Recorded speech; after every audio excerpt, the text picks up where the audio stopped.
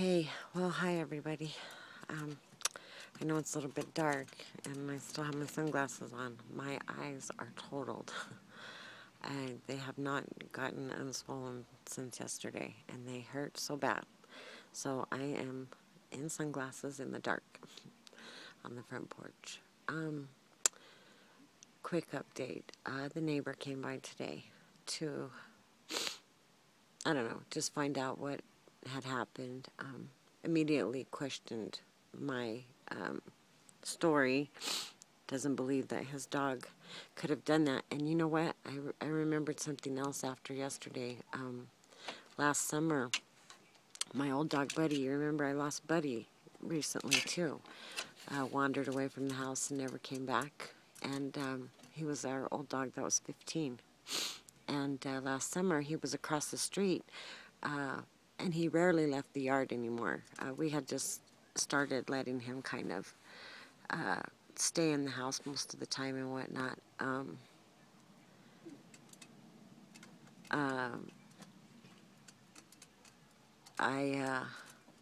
Somebody was just texting me something. I remember the village had put a big pile of dirt over on the corner, and the neighbor from down the street was coming with his little truck and getting another neighbor from across the street from that dog was coming up to the corner with his little truck to get dirt from that pile. And my dog Buddy was across the street outside of the fence chatting with the dogs across the street. And that dog came up from his house and attacked my old dog Buddy, who could not even fight anymore, could barely hold his own. He couldn't hold his own, obviously. All he did was bear down on all 4 feet very hard while this dog had him by the neck, and this dog was quite a lot bigger than Buddy. And that man that was there at the pile of dirt getting the dirt, ran over there and hit that dog with the shovel to get him off of my dog Buddy. And then, of course, I told you that I was pretty sure that he probably was the responsible party for killing Scooter as well, because of the injuries and the way that it was just too much of a coincidence that the injuries were so very much the same, you know.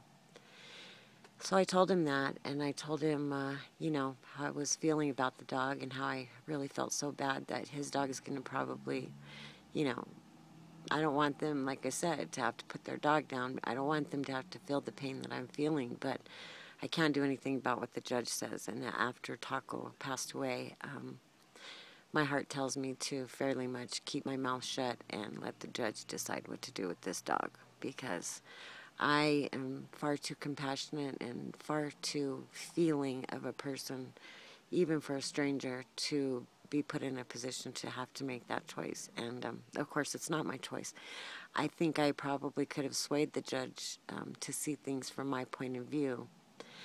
But after today, and the fact that this man just would not believe that his dog did that, I think he was a little bit in shock that I knew his dog's name, and I told him, I see that dog everywhere. My mom sees him up by her house. My friend from my old neighborhood, is pretty sure he went and killed her cat and also injured another one. Then this, deal where the neighbors down there saw him, doing what they were doing, whatever, so, I don't know. He seemed really like he wants to settle out of court, and doesn't want me to show up to court. And when in fact it probably would have been to his benefit to have me there, because like I said, I was, really on the side of the animals and on the side of the people, knowing how badly it hurts to lose your animal. It is said in that Taco is not coming back. My dog is gone. There's nothing that can replace him. And no kind words, nothing. There's nothing that can make it better. I have to make it better myself, And the fact that he doesn't believe my story, well, I have no reason to lie. And that's what I told him. I said, if I was going to go after you and lie, I would have gone after you and lied when my $750 dog got killed, not when my, homeless little mutt that I found got killed. I would have gone after you for my purebred, papered Shih Tzu if I was going to lie, you know. I said the reason I didn't come down there and talk to you about it, I couldn't prove it. My dog was out of my yard. That's what happened, and that's my fault. But this is a different story altogether, you know. And he tried to, I think, sort of indicate that the dog had not been out of the yard. And I said, I'm sorry to tell you, but when the police went down there to give you your citation, your dog met them on your driveway. He was definitely out of your yard all day till whoever got home that night. You know. I don't know. Anyway. That's that. Sunday, I haven't done a doggone thing. I did get online and look at the available dogs at the Socorro County shelter, and there happens to be 6 Chihuahuas in the shelter right now, puppies. They are not open until Tuesday. I definitely am going to go by there. There was 3 out of the 6 that really, I really like the looks of. I definitely am going to get another dog, and very, very quickly. And, you know, like I said, there's nothing that can replace him, but I need something to take my mind off of it. I cannot sleep. I haven't slept. Because every time I lay down and shut my eyes, I see him, and I miss him so terribly bad. I really need a new little dog, I think. And I think I need it quickly to help to put a Band-Aid on it, because it's hurting very, very deeply. I'm hurting. But anyway, watched a good documentary yesterday called Happy. It talks about the chemistry of being happy. Very, very interesting story about how people with a lot less than what the norm considers, you know, the things that make you happy, like money, material things, whatever, people in other cultures and other areas that are happy with less, and what is the chemistry behind that, and ways of changing your mindset to be happy. It's really good, and it's on Netflix streaming, and very, very interesting. A little bit of science, but a very interesting program I watched. And the only other thing I watched the other night was The Devil Inside, I think, with my son. And oh my God, that is the scariest movie I've seen in a very long time. About that woman who was in Italy, that was an American, who had killed some priests during whatchamacallit, you know, where they evict the devil out of you. What's it called? You know what I'm talking about. Anyway.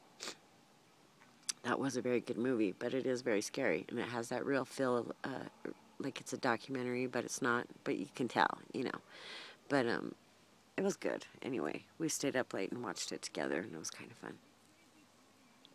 I normally don't like, well, I do like scary movies, but I just don't watch them very much. I would rather learn something, but anyway. So you might want to check out Happy, and if you want to have the crap scared out of you, watch The Devil Inside. All right, everybody, I just need to say thank you to the people who totally supported me yesterday. Once again, my Facebook family was over the top supportive and just understanding and thoughtful and caring, and many, many personal messages, and really just held me up like they so often do. I can't, if you have not had a good experience on Facebook, I'm so sorry, because my Facebook family is awesome. And they never fail to, you know, say the right thing, put an effort out, make you feel loved, give you comfort, give you knowledge. I mean, just anything. That wasn't me farting, that was my lip doing that.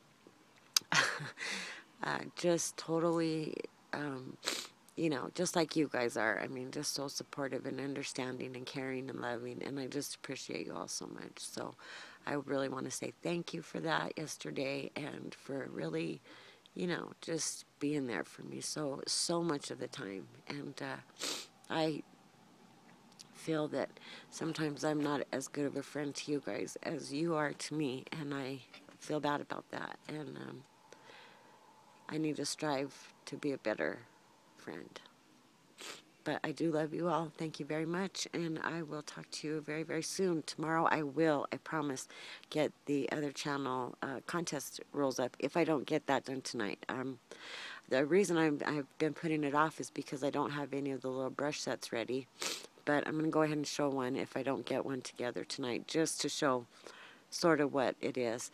And I'm also working on cleaning that room up because I want to enter a contest, and the girl said, please clean your room before you before you make the video. So I've been cleaning my nursery slash guest room slash diva room for 3 days.